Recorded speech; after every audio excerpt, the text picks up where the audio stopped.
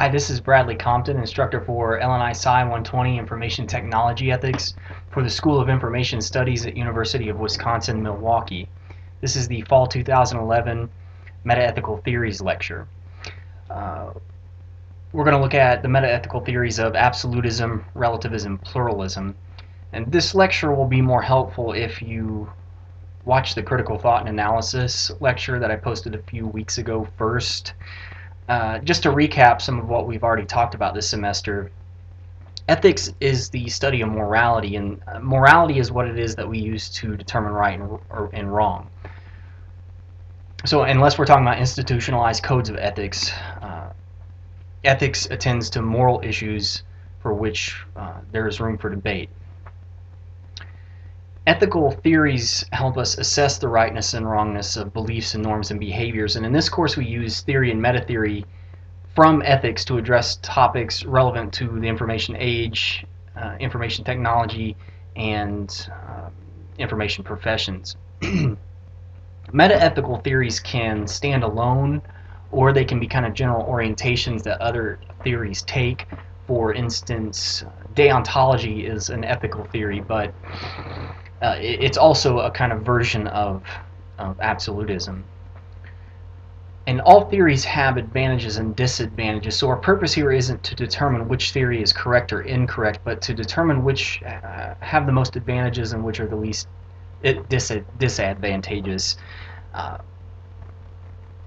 Now, I'm not here to identify correct answers and incorrect answers, but I do want to point out that there are incorrect ways of answering questions. Internally illogical arguments are incorrect ways to answer questions. Statements that have little or no support, and answers that are counterintuitive, that don't have any, that with little or no justification, are incorrect ways to address problems we cover. And I think what I mean by these will be more clear when if you look at the critical thought and analysis lecture and as we go on in this one. So let's begin by talking about absolutism. That's the first meta-ethical theory we'll discuss. It says that there is a set of norms and beliefs that universally define right and wrong for all people, all places, and all times. And naturally, it follows that the beliefs, norms, and behaviors that fall outside of the morally correct principles are therefore incorrect. These universals come from God, they come from our ancestors, they come from objective rational principles, things like that. I would say that this is probably our first approach to ethics as children. Mom and Dad says so. It's just, it's just wrong. I think our first gut reaction is usually an absolutist.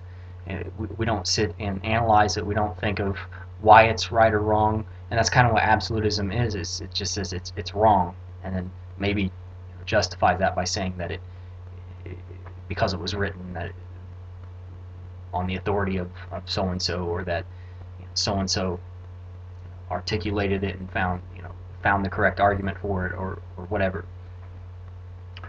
And like all theories, absolutism has advantages and disadvantages. I mean, I only go over one advantage of absolutism because it's a pretty strong advantage. It's by definition, it's a standard set of principles by which we can evaluate all norms and beliefs and behaviors. That's pretty convenient and that's pretty powerful. If we have that, then ethics is a lot simpler business. It's a lot easier to do. But absolutism has some serious disadvantages. The first of which is that there are multiple absolutist positions. So how do we determine which one's correct? What standard do we use? They all think they're right. So how can we use one to judge the other if we're trying to find on our own in a kind of in our own objective way? If we have to choose between these. If we're within one of these looking at the other, then we're going to have a bias. You see. And another big problem with moral absolutism is that moral issues don't seem to be subject to the same kind of verification methods as phenomena that are disclosed by natural science or mathematics seem to be that are subject to.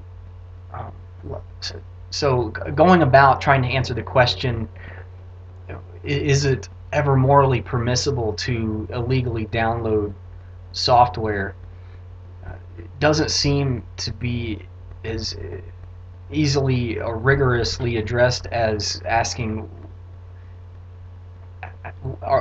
what is the sum of 2 and 2. You know, we have a way to prove that 2 and 2 equals 4, but how do we prove that the social issue of the rightness and wrongness of downloading software illegally? An absolutist would say that we can get a definite answer on that, but their methods of figuring that out don't seem as well grounded as the methods used to determine what the sum of 2 and 2 is. And this last one, I mean, it could be considered a problem, but in some ways it's not a problem. Absolutism leads to intolerance. Now, intolerance is a word that usually has a negative connotation, but if there are objective principles of right and wrong, it seems like anything that deviates from that should not be tolerated. That immoral behavior should not be tolerated. So an absolutist would probably say that this is not a shortcoming of the absolutist positions. So let's look at some absolutist arguments. I'm going to give two arguments on the same issue from within absolutism that disagree with one another concerning the topic of WikiLeaks that we cover in one of the weeks in this course. WikiLeaks is the website, the whistleblowing website that's been in the news this past year. It's been in the news for a couple years, but it's been very visible in the past year. So, argument one, disclosing classified government information is wrong. WikiLeaks discloses classified government information. Therefore, WikiLeaks' whole raison d'etre, its whole reason for existence, is wrong.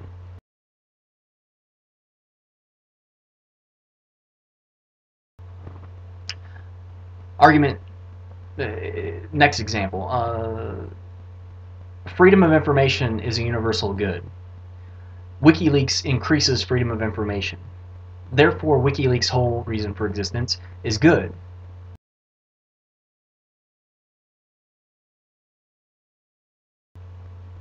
So these are two arguments that are absolutists that disagree with one another on the same issue. This is what I would call an intra-theoretical disagreement.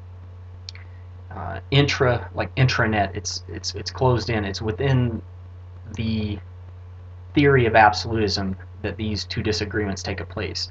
That these two disagreements oppose one another. There are also inter-theoretical disagreements, and that would be disagreements that are positions from within, or arguments from within one theory that are opposed to arguments within another theory. So if you have a relativist argument that's arguing against an absolutist argument, that would be inter-theoretical. And I'm bringing this up to show this is another issue of critical thought and analysis.